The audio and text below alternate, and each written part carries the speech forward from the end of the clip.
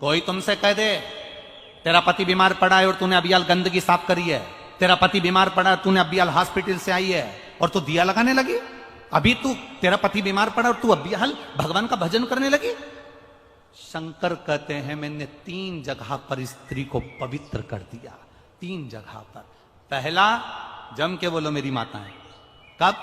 जब गोदी में बच्चा रहता है, छोटा रहता है, आप उसकी देखरेख कर रही हो, गंदगी कर रहा है, साफ सफाई कर रहे हो, उसके बाद भी आप अपवित्र नहीं हो, पति की सेवा कर रही हो, पति को परमेश्वर मानकर पूछ रही हो, पति को सेवा कर रही हो, उसको दवाई दे रही हो, उसको गोली दे रही हो, उसका शरीर नहीं काम कर रहा है, इसके बाद भी वो गंदगी भी कर रहा है तो तुम साफ कर रही हो, तब तुम अपवित्र नहीं हो, तुम पवित्र ही कहलाओगी। तुम्हारे भीतर एक पवित्रता का भाव आएगा। और तीसरे नंबर पर घर में सास ससुर, घर में बुजुर्ग, घर में कोई बूढ़ा व्यक्ति बीमार है, तकलीफ में है, कष्ट में है, गंदगी भी कर रहा है और घर की बहू, घर के लोग उसको संभाल रहे हैं, उसकी सेवा में लगे हैं, तो शिव कहते हैं वो आप पवित्र नहीं कहलाएगी, पवित्र ही कहलाएगी। उसमें अपवित्रता का भाव नहीं होगा।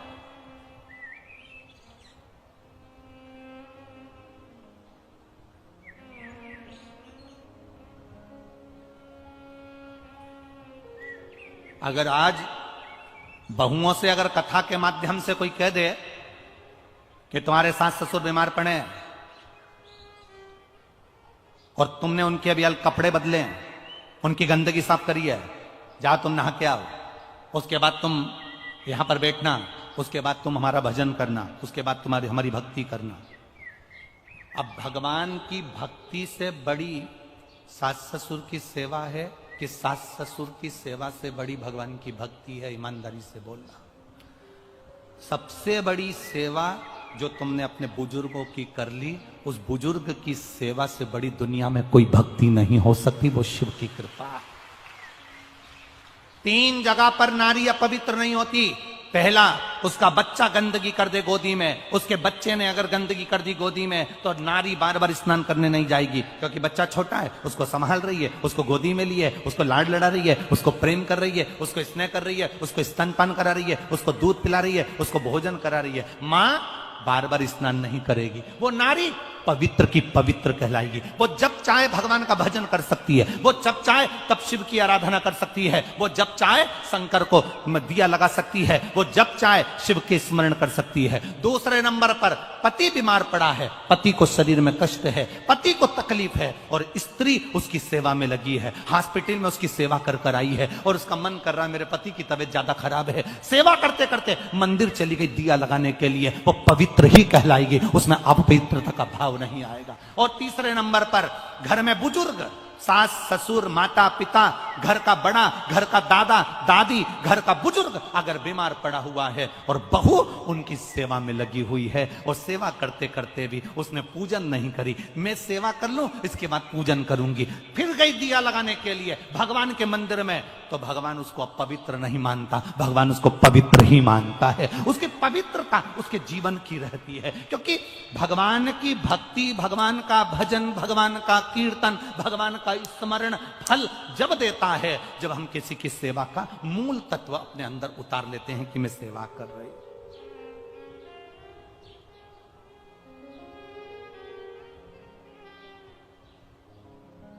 ये हमसे लोग पूछते हैं गुरुजी आप कहते हो कि भगवान 3 महीने में सुन लेता है, आप कहते हो कि भगवान 3 महीने के अंदर सुन लेता है, ऐसा शिव महापुराण में होता क्या है जो 3 महीने के अंदर भगवान सुन लेता है? और हम यहां पर भी कहकर जा रहे हैं, जिसने 1 गिलास पानी पिलाया है, 1 अन्न का दाना खिलाया है, जिसने किसी को सेवा दी है, यहां बैठकर आप कुछ ना कुछ इस पूरे प्रागण्य में सेवा कर रहे हो, खाली नहीं जाएगा।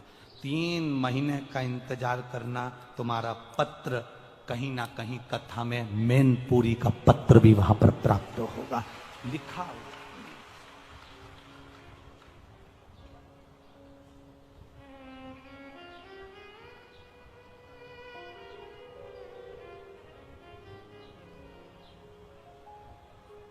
आज जब हम नीचे मिल रहे थे तो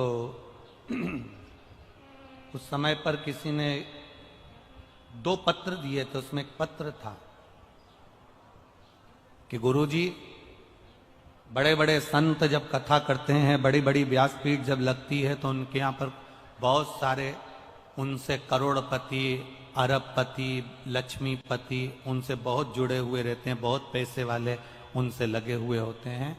पर आपकी कथा में जब भी देखो कोई ऐसा अरबपति खरबपति दिखता ही नहीं है, सब साधारण लोग आपकी कथा में नजर आते हैं। हमने कहा कि भाई देखो, वहां खरबपति की बात होती होगी, अरबपति की बात होती होगी, यहां तो गोरापति की बात है, और गोरापति जहां जैसा है वो वैसा ही।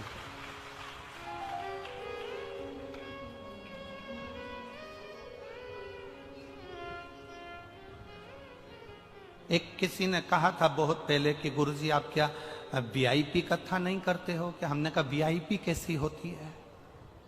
अब कथा भी वीआईपी होती है, वीआईपी कथा नहीं करते क्या? हमने कहा वीआईपी कैसे होती है? कहा गुरुजी अच्छे सोफे वोफे लगे हो, कालीन मालीन बिछा हो, बेहतरीन झूमर वूमर टंग रहे हो, और बेहतरीन जो वीआईपी लोग हों जिन्होंने खूब अच्छा अच्छा डोनेशन दिया हो, वो ऐसे सोफे पर बैठे हैं और आप आओ और कथा करो और अपने घर जाओ, ऐसी वीआईपी कथा। हमने कहा ये शंकर भगवान के यहाँ कोई वीआईपी नहीं चलता। जितने उनकी बारात में वीआईपी आए थे वो तो खुद पीछे चल रहे थे, जो नॉन वीआईपी थे वो आगे चल रहे थे। शिव के यहाँ चलता कौन है? भगवान नारायण लक्ष्मी को लेकर आए, लक्ष्मी बड़ी सज धज के आई भगवान शंकर की शादी में, इतनी सुंदर तैयार होके आई माता लक्ष्मी। 7 अप्सराएं लक्ष्मी जी का श्रृंगार कर रही थी। लक्ष्मी जी का श्रृंगार देखकर भगवान नारायण को बड़ी प्रसन्नता हुई। भगवान विष्णु ने कहा जिंदगी में पहली बार तुझे अप्सराएं तैयार कर रही है, तू कहां जा रही है? लक्ष्मी जी बोल रही शंकर जी की शादी में जा रही हूं।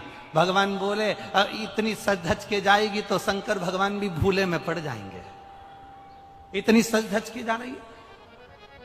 श्रृंगार कर कर रतन माणिक रतन आभूषण श्रृंगारित कर कर माता लक्ष्मी शंकर जी की शादी में गई थी। सरस्वती मैया श्रृंगार कर रही थी, अप्सराएं श्रृंगार कर रही थी। ब्रह्मा जी ने पूछ लिया ब्रह्माणी कहां जाने की तैयारी है? शंकर जी की शादी है इसलिए मैं तैयार हो रही हूं। वो भी तैयार हुई, इंद्राणी तैयार हुई, सारी देवता सारी देवियां एक से बढ़कर एक श्रृंगार करके तैयार हुए। और तैयार होते से ही सबसे आगे ये खड़े हुए। शंकर भगवान को बोला भगवान विष्णु ने तुम्हारी शादी है, चलो बारात लेकर। शंकर भगवान बोले अभी नहीं चलूंगा, थोड़ी लेट चलूंगा। तो भगवान इंद्र ने कहा मुहूर्त तो आज का ही है। शंकर भगवान बोले मैं ऐसे मुहूर्त नहीं मानता, मैं मुहूर्त नहीं देखता। काल और महाकाल ये 2 बिना मुहूर्त के हैं।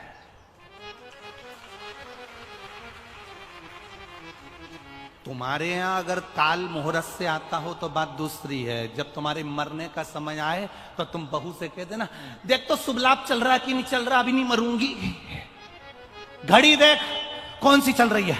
तो इतने में बहू कह देगी मम्मी अभी तो अमृत की चौघड़ियां चल रही है। तो यमराज से कह दो अभी नहीं मरूंगी, आधे घंटे बाद आना जब लाभ की घड़ी हो।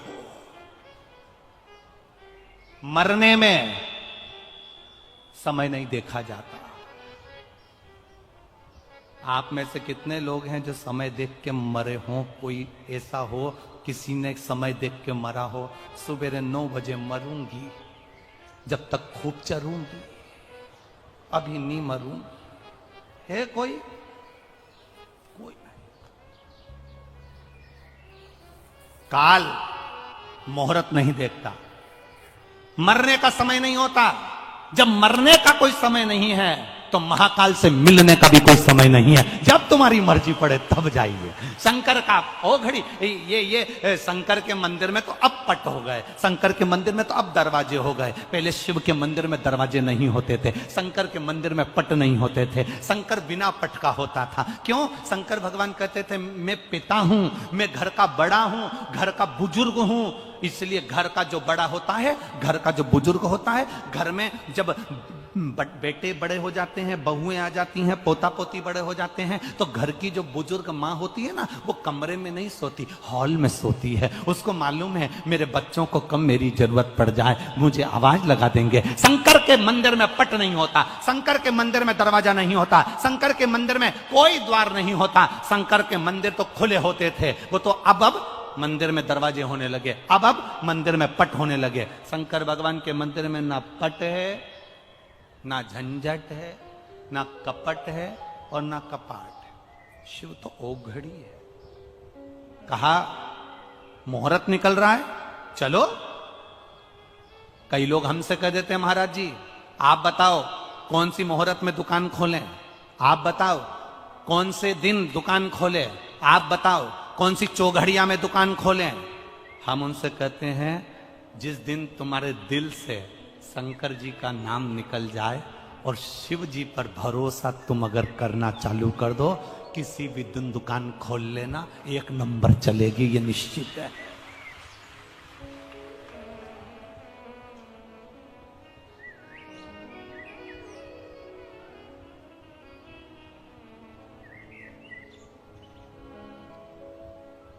तुम्हारा भरोसा, तुम्हारा विश्वास पक्का होगा, सब चलेगा।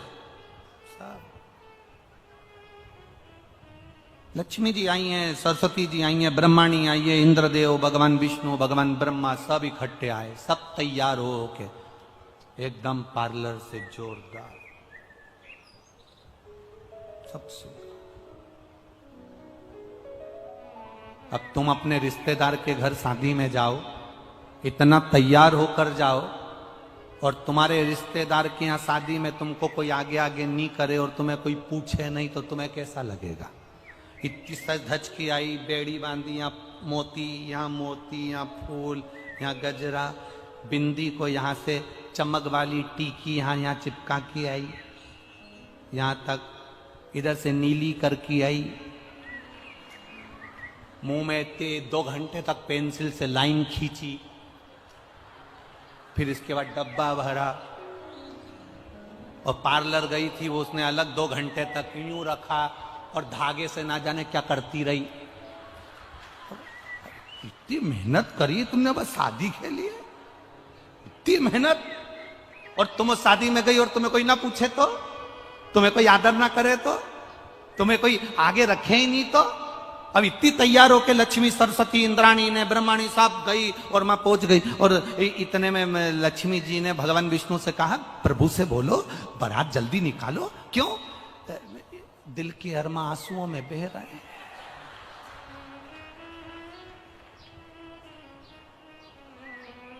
$20,000 का मेकअप 5 मिनट में बह रहा है।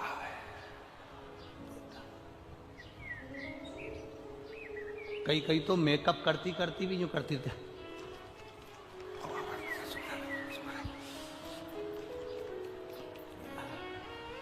अब इधर अब बेचारा पति आया, हाँ क्या है, इसको पकड़ो जल्दी से।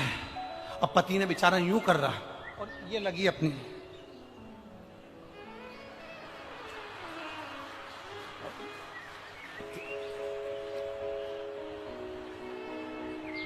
पिन देना, नीचे से साड़ी खींचो, नीचे से खींचो,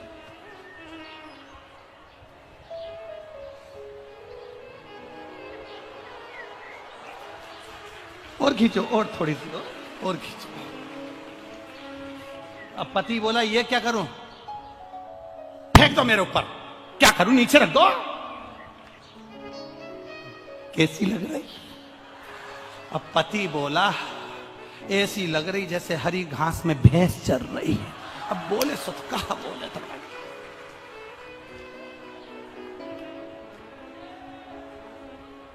लक्ष्मी जी नारायण से बोली भगवान से, प्रभु। भगवान बोले क्या है, बारात जल्दी निकालो जल्दी। भगवान बोले क्यों? अब इनको जल्दी इसलिए निकालना था क्योंकि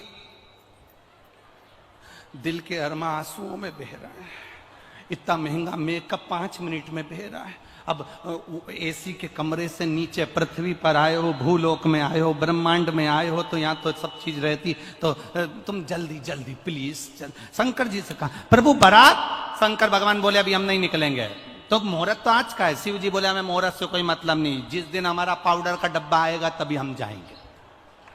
अब भगवान शंकर जी समझ में ही नहीं, भगवान विष्णु समझ ही नहीं पाए कि पाउडर का डब्बा का मतलब। इतने में लक्ष्मी जी कहने लगी हमको लगता है इनके यहाँ डब्बा नहीं है पाउडर का, हमें मालूम होता तो हम पहले से लेके आते, हमें क्या मालूम था कि इनके यहाँ डब्बा नहीं। अब इतना तो सुनना था। इतनी देर में सामने से आवाज आ रही थी, राम नाम सत्य है। शंकर भगवान उठकर नाचने लगे, मेरा पाउडर का डब्बा आ गया। पाउडर जो सामने से बारात आई, बारात देखकर शिव प्रसन्न। राम नाम सत्य, राम नाम सत्य। लगाई आग, रात तैयार, इनने भस्मी चढ़ाई, तैयार होके बैठे। और इतने में भगवान ब्रह्मा जी बोले तुम्हारे लिए रथ लाए हैं, उस पर बैठ जा। शंकर जी बोले रथ पे नहीं बैठूंगा मैं मेरे नंदी पर बैठूंगा। नंदी पर बैठ गए। तो नंदी पे बैठे तो भी उल्टे, नंदी का मुंह इधर, शंकर जी का मुंह उधर। इंद्र ने पूछ लिया प्रभु नंदी पर बैठे हो, वो भी उल्टे बैठे हो, नंदी का मुंह इधर है, तुम्हारा मुंह उधर है, सीधे तो बैठो। शंकर भगवान बोले हम सीधे नहीं बैठेंगे। क्यों? क्योंकि नंदी का मुंह उधर, हमारा मुंह इधर। इसलिए क्योंकि बारात को आगे से नंदी देखेगा, पीछे से हम देखेंगे। पूरा मैनेजमेंट हमारा, पूरा मैनेजमेंट। अब लक्ष्मी जी ने नारायण जी से कहा हम आगे नाचे कि पीछे? ये स्त्रियों में ये बड़ी विचित्र बात हो जाती है। जब बारात निकलती है ना तो वो बार बार अपने जीजा जी से कहती है ढोल वाले को पीछे भेजोगे कि आगे? हम आगे नाचे कि पीछे? अब ढोल वाला इधर बजाता बजाता उसने देखा यहाँ पे तो कोई निछावर आ नहीं रही, तो ढोल वाला भी धीरे धीरे डम डम करता हुआ आगे चले गया। तो ये नाचती नाचती, अब लक्ष्मी जी पूछ रही हम आगे कि पीछे? क्योंकि नंदी का मुंह इधर और शंकर जी का मुंह इधर। लक्ष्मी जी से भगवान विष्णु बोले तुम्हारी मर्जी हो, जहां पे नाच लो। देखो ये तो बारात है, कहीं पर भी नाच सकते हो, ठीक है। दुनिया की बड़ी विचित्र रीति है। शादी होती है तो दुनिया के लोग शादी में दूल्हे के आगे चलते हैं। कहां चलते हैं? जम के बोलो जरा, आगे।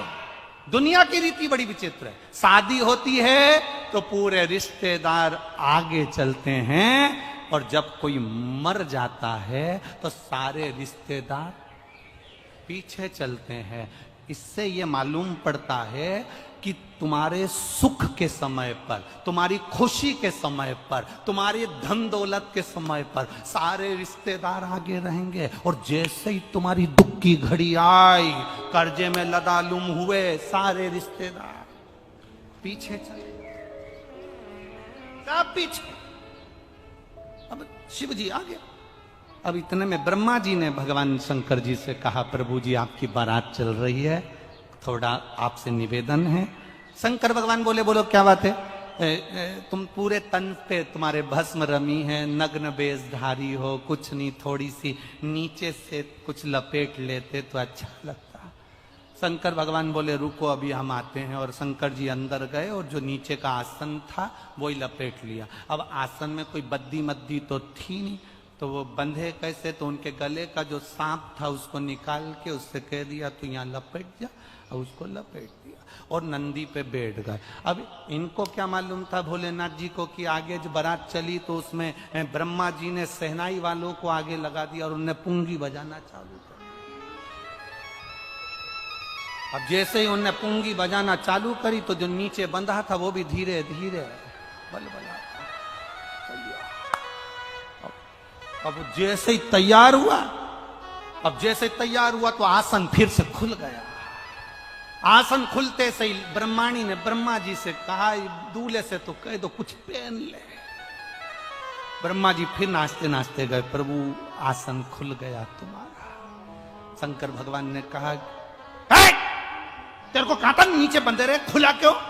प्रभु आपकी शादी है, मैं नहीं नाचूं।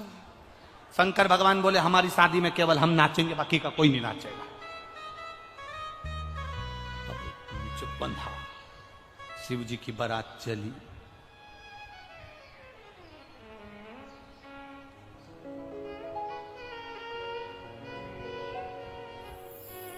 सारे देवता देवता चल रहे थे, शंकर जी का मन नहीं लग रहा था।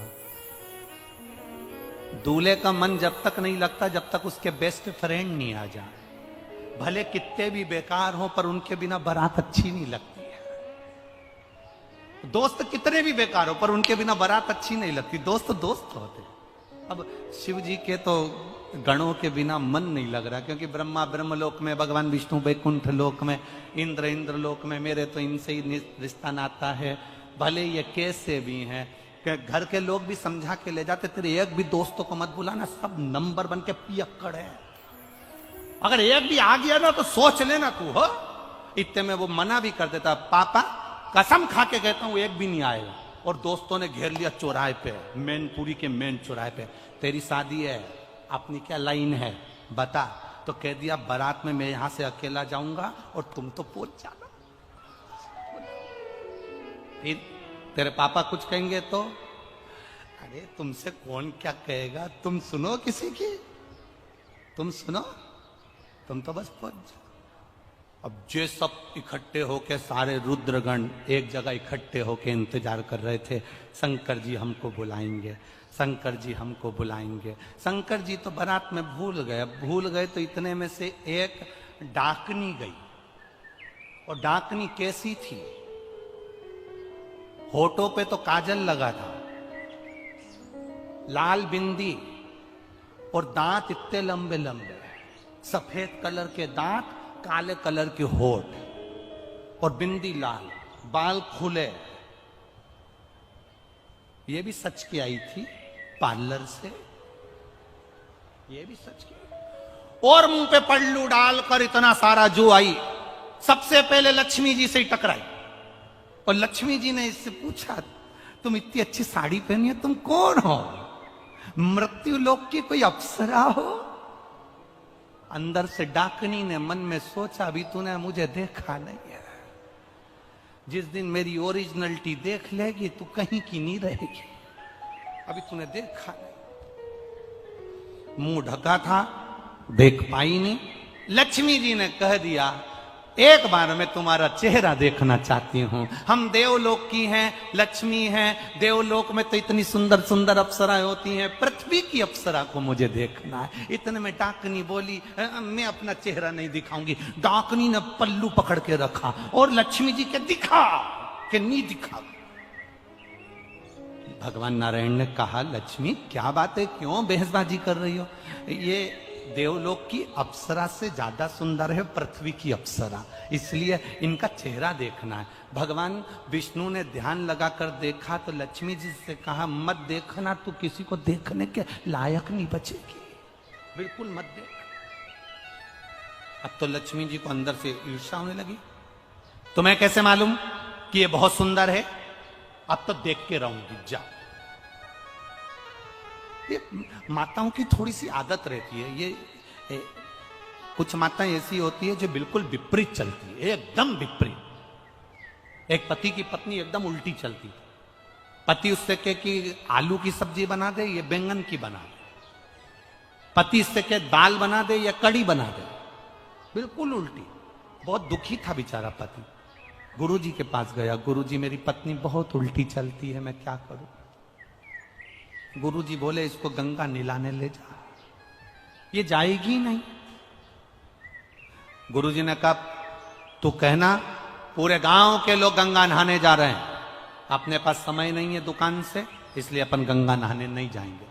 अरे गुरुजी, मैंने पूरी जिंदगी कहते कहते 40 साल हो गए इसको कि गंगा नहाने चल, नहीं जाए। अब की बार उल्टा चलना, तू भी, तू उल्टा चल। इसने जाकर कह दिया, पूरे गांव के लोग गंगा नहाने जा रहे हैं, अपने पास समय नहीं है, अपन गंगा नहाने नहीं जाएंगे। इतने में पत्नी बोली, कैसे नहीं जाएंगे? शादी के 40 साल हो गए, तुम मुझे लेकर कहां गए? गंगा नहाने चलो मेरे साथ। खुश हो गया, गुरुजी गजब कर दिया, पहली बार जा रही है। चेला गुरु जी के पास जाकर बोला, इससे मेरा पीछा छुड़ा दो, बस एक बार ऐसा कर दो कि ये गंगा जी में ही रह जाए। गुरु जी ने कहा, एक काम कर, जब ये गंगा नहाने के लिए पानी के अंदर जाए, उल्टी तो चलती है, पानी के अंदर जाए तब तू कह देना, आगे मत जा, बस इतना कहना। क्या बोलेगा? आगे मत जा, उल्टी तो चलती है। और जैसे ये गंगा जी में उतरी और पति ने आगे मत जाना, पत्नी के जाऊंगी, जा, चली गई, पानी में बह गई। इसने जेब में से नारियल निकाल के गंगा जी में फोड़ा, जा। पत्नी बहुत चतुर थी, उसने चैन पकड़ ली गंगा जी की, नी बही। गुरुजी ने कहा था, अगर वो चैन पकड़ ले तो तू चिल्ला करके ना, जम के पकड़, तू चिल्ला के कहना, जम के पकड़। उसने चैन पकड़ी और उसने कह दिया, अच्छे से पकड़ना। पत्नी बोली, नहीं पकड़ना, ले, चली गई, जा, नहीं पकड़ू, जा। वो तो अच्छा है, अपनी मैनपुरी की नी थी, पकड़े सो तो कहा पकड़े। अब लक्ष्मी जी बोली, मैं तो चेहरा देखे बिना रहूंगी नहीं, मुझे चेहरा देखना। अब भगवान मना कर रहे, नहीं मेरे को तो देखना है, मैं तो चेहरा देखे बगैर मानूंगी नहीं। अब लक्ष्मी जी चेहरा देखे, जो लक्ष्मी जी ने उसका चेहरा देखा, 1 सेकंड के लिए लक्ष्मी जी पृथ्वी पर नहीं टिकी, सीधे बैकुंठ, सीधे बैकुंठ। भगवान के पास में डाकनी ने आकर कहा, प्रभु सारे रुद्रगण आपकी राह देख रहे हैं, डमरू बजाओ। शिव जी ने डमरू बजाया, डाकनी, पुसाचनी, भूत, चुड़ैल सब आ गए, भोजन सब। किसी के 12 मुंह, किसी के 10 हाथ, किसी के 5 पांव, किसी के आंखी आंख ढेर सारी, सब दरवाजे पर पहुंचे, आरती उतरी, अंदर प्रवेश हुआ, भोजन की तैयारी हुई। देवताओं के लिए पंगत लगा दी गई, रुद्रगणों के लिए भी पंगत लगा दी गई। इंद्र बैठे थे उनके सामने, अब वो पत्तल लगाने वाले पत्तल लगाते लगाते लगाते गए। इधर जहां भूत चुड़ैल बैठे थे, एक के 12 मुंह थे। पत्तल लगाने वाले ने पूछा, कौन से मुंह से खाओगे? पत्तल कितनी रखूं? उसने कहा 12 रख। और आगे गए, एक का मुंह आगे भी था पीछे भी था, उससे पूछा, तुम कैसे खाओगे? पत्तल इधर रखूं कि उधर? उसने कहा दोनों जगह रख। और आगे गए, एक का मुंह ही नहीं था, केवल गला गला। अब ये चक्कर में पड़ गया, ये कैसे खाएगा? उससे पूछा, तुम कैसे खाओगे? उसने कहा बाल्टी में लाते जा, गले में कूड़ते जा। परसगारी करने वालों के तो पसीने छूट गए सारे। हिमालय राज के यहां जाकर बोले, हम बारातियों को कैसे भोजन कराएं? देव ऋषि नारद ने कहा, घबराओ मती, ब्रह्मा जी से पूछो कि बारात को कैसे भोजन कराया जाए। ब्रह्मा जी से पूछा, बारात को कैसे जिमाएं? ब्रह्मा जी ने कहा, देवता बैठ के जिम रहे हैं, पंगत में जिम रहे हैं, सारे देवता बैठकर आराम से भोजन कर रहे हैं। ये तो कर रहे हैं, हमने माना, पर ये भूत चुड़ैल का क्या करें? इनको भोजन कैसे कराएं? ब्रह्मा जी ने कहा, घबराओ मती, यहां से लेकर वहां तक सारे बर्तन भर भर के रख दो और एक एक भूत चुड़ैल के हाथ में एक एक प्लेट और एक एक चम्मच दे दो, और इनको जैसे गाय को खला में छोड़े ऐसे इनको छोड़ दो, खान दो। सारे भूत चुड़ैल के हाथ में एक एक प्लेट चम्मच देकर छोड़ दिया। इंद्रदेव ने ब्रह्मा जी से पूछा, देवता बैठ के भोजन कर रहे हैं, ये तो पंगत हो गई, पर ये रुद्रगण खड़े खड़े डाकनी, पिशाचनी, चुड़ैल, भूत खा रहे हैं, इनके खाने का कोई नाम होगा क्या? ब्रह्मा जी बोले, इसी को कलयुग में बफेट कहेंगे। यही कलयुग में बफेट है।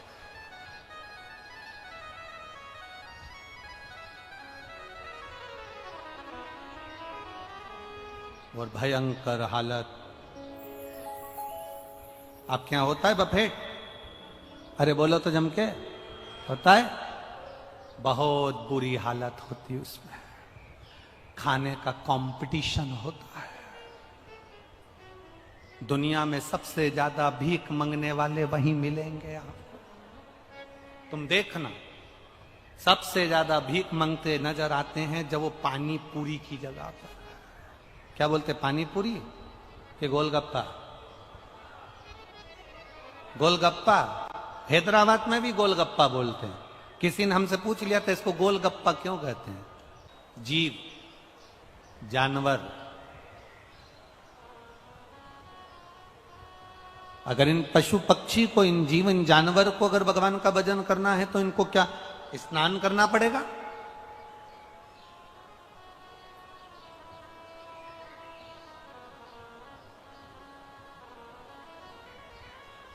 क्या इनको उस स्नान के बाद पूजन करेंगे तो उसका क्या फल प्राप्त होगा?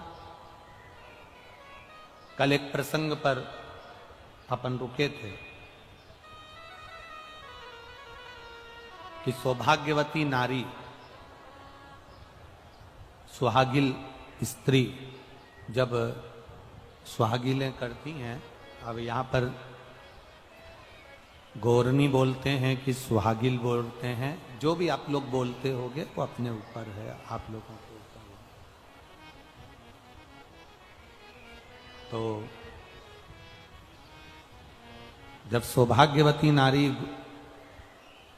गोदी में ये सती मैया के प्रसंग से ये प्रसंग है, ध्यान देना महाराज, बहुत बहुत स्मरण में रखिएगा। आपके कोई पूछे तो आप लोगों को जवाब देने में दिक्कत नहीं आएगी और आप उस का स्मरण करेंगे।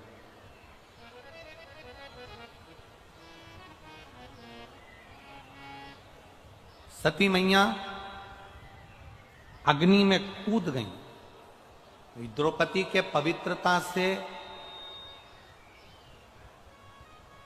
सती मैया के अग्नि कुंड में कूदने से और माता पार्वती के प्रागट्य से और पार्वती जी के मंगल विवाह से शिव जी के साथ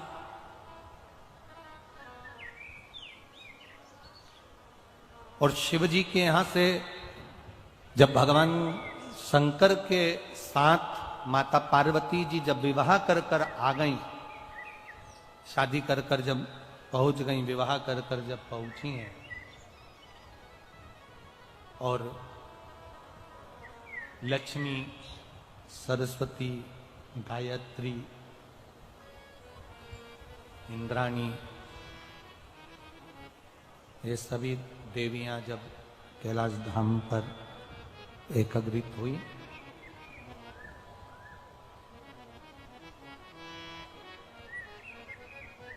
उस प्रसंग से इसको जोड़ा गया। सती मैया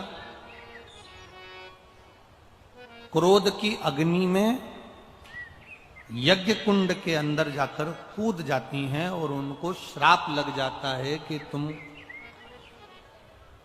देव यज्ञ में, देवताओं के होने वाले इस कार्य में, होने वाले सत्कर्म में तुम कूदी हो, इसलिए तुम्हें कोयल की योनि प्राप्त हो। शंभु शंभु शंभु, तुम्हें कोयल की योनि प्राप्त हो।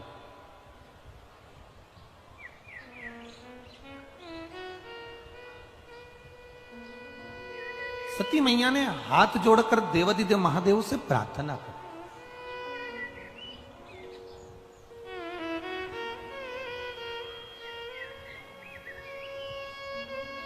प्रभु गलती तो हो गई, अब ये गलती तो हमसे हो गई है कि ये अग्नि में हम, यज्ञ की अग्नि में हम कूद गए हैं। थोड़ा बेस कम करो बाबा। यज्ञ की अग्नि में हम कूद गए, ये गलती तो हमसे हो गई है, पर क्षमा भी तो आप ही को करना है प्रभु, क्षमा भी तो आप ही को करना है। शंकर भगवान ने कहा,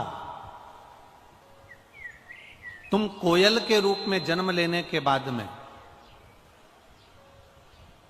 जब 2 आषाढ़ पड़ेंगे, जिसको दुनिया के लोग कोकिला अधिक मास कहेंगे, और ये 2 आषाढ़ में तुम जब मेरी आराधना करोगी अखंड सौभाग्य को पाने के लिए,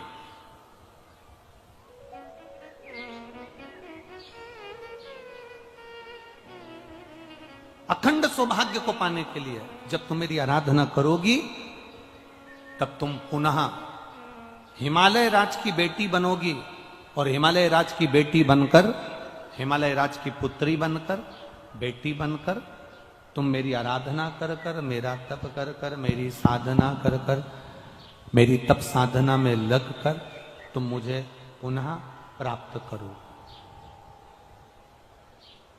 वापिस मुझे तुम प्राप्त करो। अब देखिएगा, कोयल का जन्म मिल गया माता सती को, और कोयल के जन्म को पाकर मां सती जगह जगह भ्रमण करने लगी। भ्रमण करते करते एक बार माता सती देवऋषि नारद के सम्मुख में प्रकट हुई।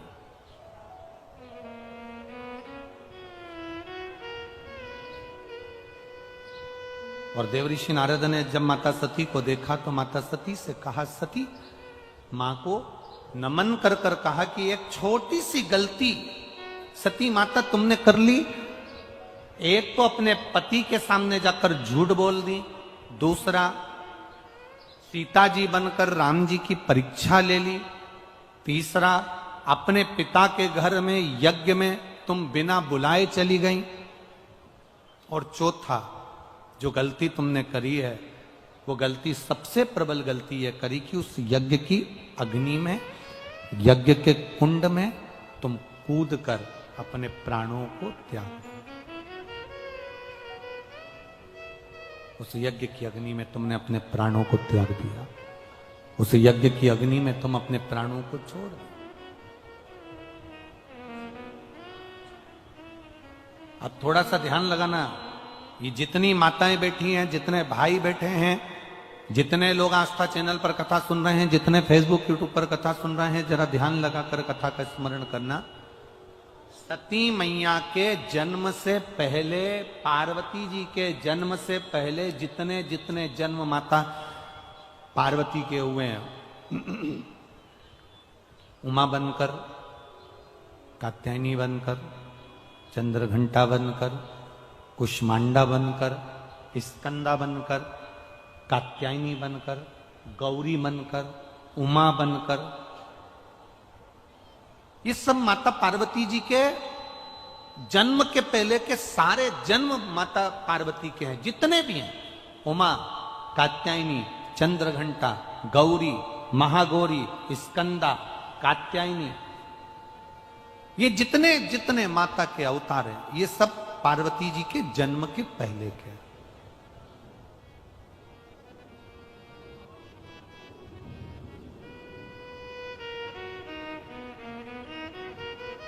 सती मैया के भीतर ये भाव जागृत हो गया, माता सती के अंदर ये भाव जागृत हो गया। देवऋषि नारद से कहा कि मैं 51 ये जितने जन्म मैंने लिए हैं 50 जन्म में ले चुकी हूं, और पार्वती का जो मेरा जन्म होगा वो 51वें नंबर का होगा। कुछ ऐसी कृपा कर दीजिए कि मेरी मांग का जो सिंदूर है वो अखंड रहे, और बार बार मुझे इस शरीर को छोड़ना ना पड़े, इस शरीर से मेरे बार बार ये शरीर मेरा छूटे ना। ऐसी ऐसी कुछ कृपा, ऐसी कुछ दया, ऐसी कुछ करुणा हो जाए।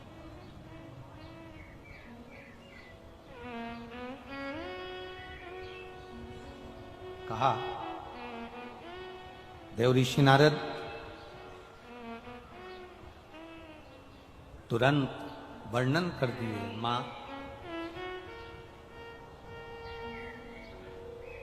जब तुम्हारे चित्त में, जब तुम्हारे भाव में, तुम्हारे हृदय में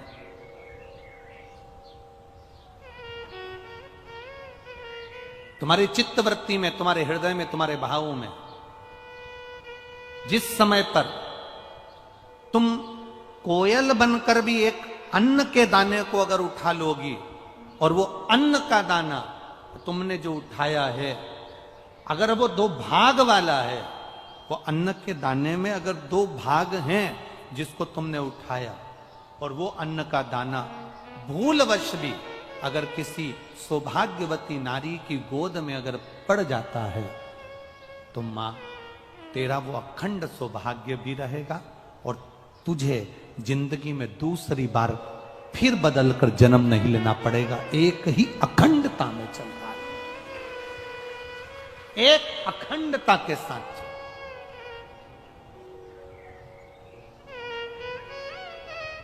कभी आप अपने घर की बुजुर्ग माताओं से पूछना कि ये सुहागिल जब हम करते हैं, सौभाग्यवती नारियों को जब हम सुहागिलों को जब हम बुलाते हैं, मांग में सिंदूरा देते हैं, गोदी में चना और गुड़ डाल देते हैं उसके, तो ये चना गुड़ का महत्व क्या है? कभी सौभाग्यवती नारियों से या जितनी सुहागवती माताएं हैं, जो बुजुर्ग घर की माताएं हैं, उनसे पूछना कि ये सुहागिल जब हम करते हैं, 11, 5, 7 बिठाते हैं, उनकी गोदी में चना और गुड़ जो हम डाल देते हैं, ये प्रसंग कहां का, ये प्रसंग का सार तत्व कहां से?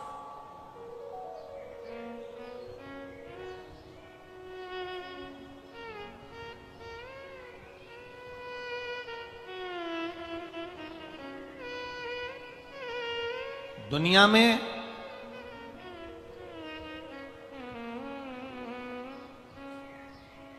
सब चीज में मिलावट हो सकती है,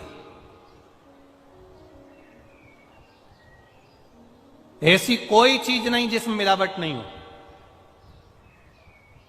दुनिया में सब चीज में मिलावट हो सकती है, केवल एक चना और गुड़ ऐसा होता है जिसमें मिलावट का कोई काम नहीं होता है।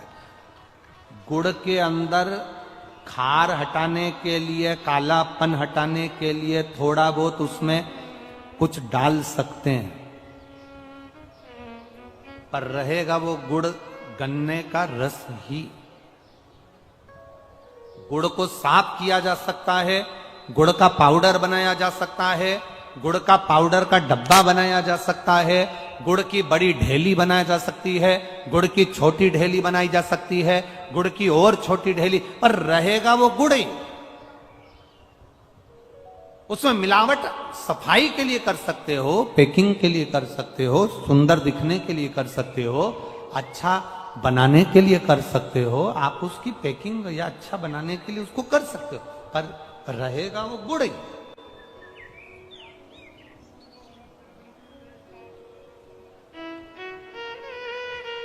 मेरे शिव की कथा कहती है, भगवान नारायण का संवाद कहता है, बृहस्पति महाराज की कथा कहती है, बद्रीनाथ भगवान की कथा कहती है, और मां पार्वती जी का संवाद कहता है कि सुहाग में भी एक चीज ऐसी होती है, आपने कभी अनुभव करा होगा, यहाँ जितनी सुहागन माताएं बैठी हैं इनके स्मरण में होगा कि आप जब 10-12 माताएं सुहाग लेने के लिए बैठती हैं, तो उसमें सबसे जरूरी अगर कोई चीज होती है तो वो मांग का सिंदूर होता है। बोलो सही है कि गलत है? जम के तो बोलो। सबसे जरूरी क्या है? मांग का सिंदूर। अब इसमें चूड़ी की महत्वता बताई क्या? इसमें मंगलसूत्र की महत्वता बताई क्या? इसमें नाक की लौंग की महत्वता बताई क्या? इसमें जो तुमने साड़ी पहन रखी है उसकी महत्वता बताई क्या? नहीं, इसमें महत्वता बताई है मांग के सिंदूर की। कारण क्या है? चूड़ी जो तुम हाथ में पहनी हो, सबके हाथ में अलग अलग डिजाइन की चूड़ी हो सकती है, सबके कलर अलग हो सकते हैं, सबकी मूल्य अलग हो सकता है। कोई 10 रुपए दर्जन, कोई 5 रुपए दर्जन, कोई 50 रुपए दर्जन, कोई 150 रुपए दर्जन, कोई 500 रुपए दर्जन की चूड़ी हो सकती है। जिस चूनर को तुम ओढ़े हो इसकी कीमत ऊपर नीचे हो सकती है। जिस नथ को तुम पहने हो, सुहाग की सामग्री में जो जो सामग्री आपको बताई जा रही है इसकी कीमत ऊंची नीची हो सकती है। कान का कुंडल पहने हो, इसकी कीमत ऊंची नीची हो सकती है। आपने गजरा लगाया, उसकी कीमत ऊंची नीची हो सकती है। जो मंगलसूत्र पहना, किसी ने बड़ा पहन लिया ज्यादा कीमत का है, किसी ने छोटा पहन लिया कम कीमत का है। इसकी कीमत ऊंची नीची हो सकती है। पांव में बिछुड़ी पहनी, इसकी कीमत ऊंची नीची हो सकती है। पांव में पायल पहनी, इसकी कीमत ऊंची नीची हो सकती है। केवल सारी दुनिया में जितनी नारियां हैं जो मांग में सिंदूर लगाती है, उसकी कीमत एक जैसी रहती है, उसकी कीमत कभी ऊंची नीची नहीं रहती है। मांग के सिंदूर की कीमत एक जैसी।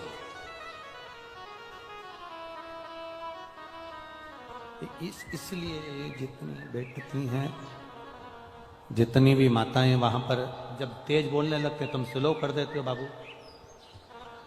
जितनी भी माताएं वहां बैठती हैं वो सबके मांग में एक जैसा सिंदूर होता है, क्योंकि सिंदूर एक सम है। एक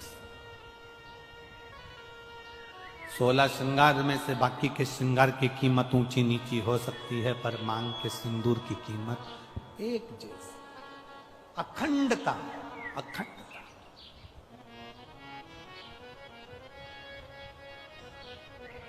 अखंड। हम तो कई बार आप लोगों को कथा में भी वर्णन करें, कभी मौका मिल जाए करे ना, तो सोमवार की जो अष्टमी होती है ना, प्रयास करना कभी अगर मौका मिल जाए करे आप लोगों को। सोमवार की जो अष्टमी होती है, जिस लड़का लड़की का विवाह नहीं होता, जिसका मंगल पाणिग्रहण संस्कार नहीं होता, वो जो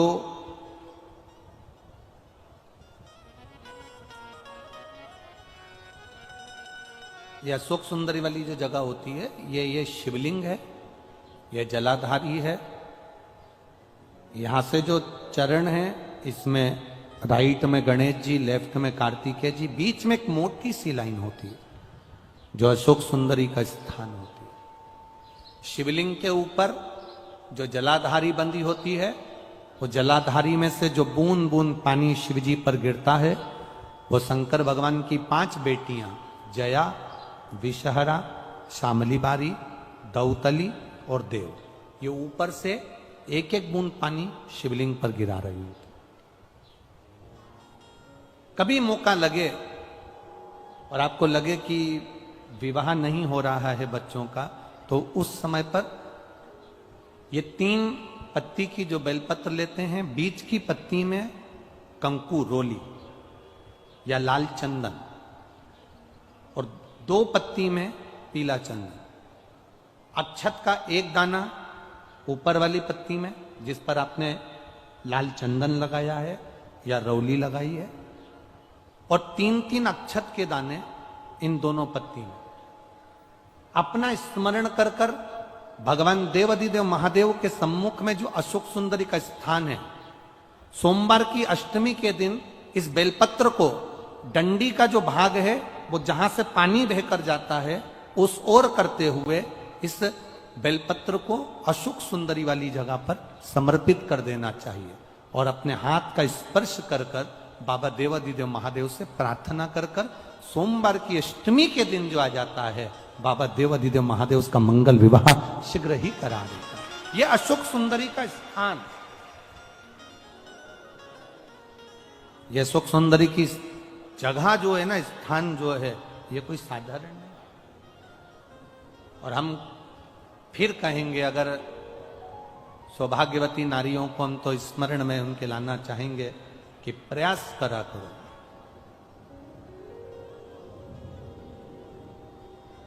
प्रयास करा करो कि सुहाग की सामग्री आप चुंदड़ी देते हो, चूड़ी देते हो, काजल देते हो, लाली देते हो, आप बहुत सारा सामान सुहाग का देते हो, हम मना नहीं करेंगे, पर प्रयास करा करो कि सुहाग की सामग्री कभी भी प्लास्टिक की डलिया में नहीं, बांस की टोकनी में रखकर देना चाहिए।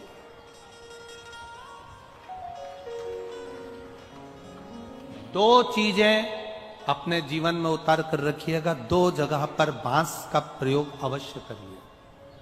एक, बेटी की विदाई करो। पहली बार अगर बेटी जा रही है, पहली बार अगर बेटी जा रही है और अपने घर से बेटी की विदाई हो रही है, तो बांस की टोकनी में वो मैदे की जो पूड़ी बनाते हो, यहां चलता है कि नहीं चलता वो हमको नहीं मालूम, पर हमारे यहां तो पूरे मालवा में, गुजरात में, मारवाड़ में, पूरे में चलता है। इधर होता है मैदे की पूड़ी, शक्कर, ये प्लास्टिक की डलिया में नहीं, इसको बांस की टोकनी में रखकर भेजना चाहिए। और एक सुहाग की सामग्री, सौभाग्य की वस्तु, हमेशा जब भी किसी सुहागिन स्त्री को अगर सौभाग्य की वस्तु आप दे रहे हो, हरतालिका तीज का व्रत कर रहे हो, सुहाग सामग्री दे रहे हो, कोई आपने व्रत करा, उद्यापन करा, उसमें सुहाग सामग्री दे रहे हो, तो बांस की टोकनी में देना चाहिए, बांस की डलिया। उसका कारण क्या होता है? बांस एक ऐसा होता है, बांबू, बांस एक ऐसा होता है जो कि कितना भी उसको काट लो